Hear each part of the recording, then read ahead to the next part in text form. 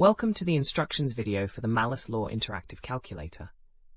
This powerful tool helps you calculate the intensity of polarized light after it passes through a polarizing filter at any angle, using the fundamental relationship known as Malus's law. To use this calculator, you'll need to enter two key values.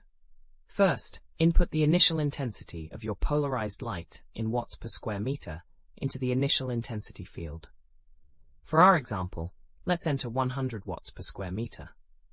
Next, enter the angle between the light's polarization direction and the polarizer's transmission axis in degrees.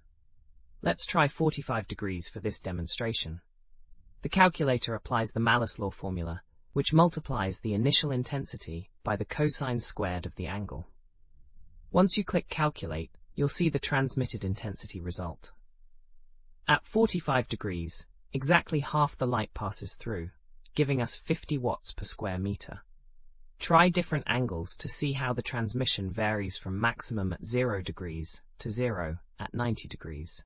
We have thousands of other free engineering calculators on our website. Head over and check them out.